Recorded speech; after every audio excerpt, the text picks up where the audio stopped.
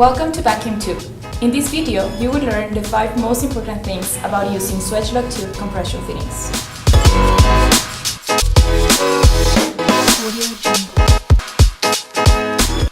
Rule number 1.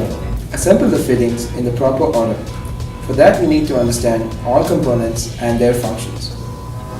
The Swagelock tube fitting consists of a body and a nut.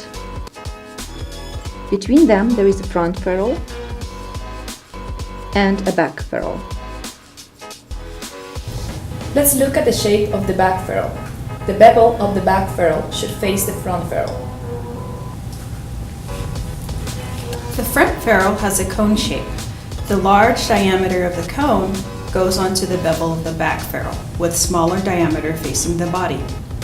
The seal occurs between the outer surface of the front ferrule and inside part of the body.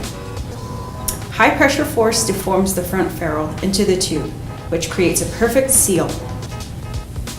Let's take a look at the proper order of putting the parts together.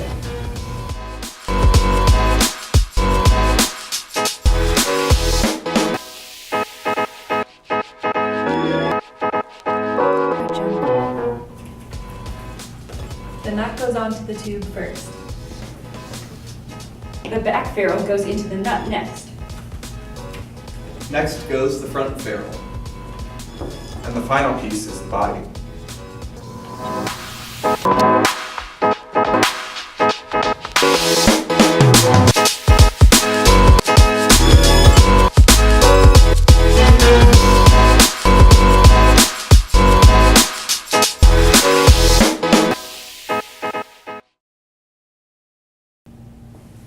Rule number 2. Never use Teflon tape in compression fittings. This is because the seal does not form on the thread between the nut and the body as in a pipe fitting, but between 3 smooth surfaces: the body, the front ferrule, and the tube. There are several types of materials that can be used for compression fittings: Teflon, steel, brass. They are designed to be used with different types of tubing. Rule number 3.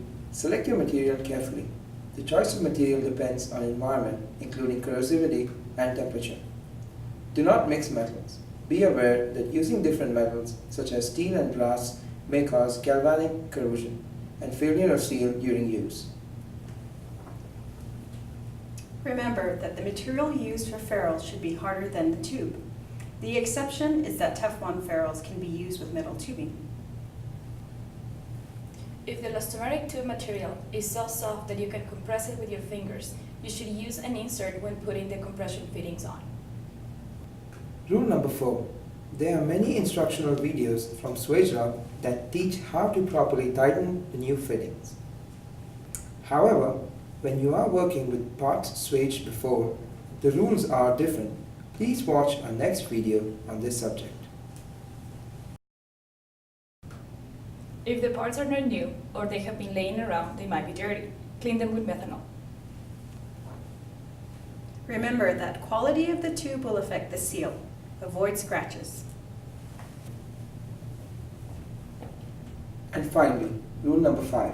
A lot of vacuum technologists do not appreciate that Swagelock fittings were designed to use primarily for pressure applications.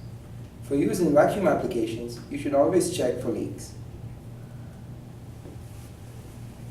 Ready? Thank you for watching Vacuum Tube.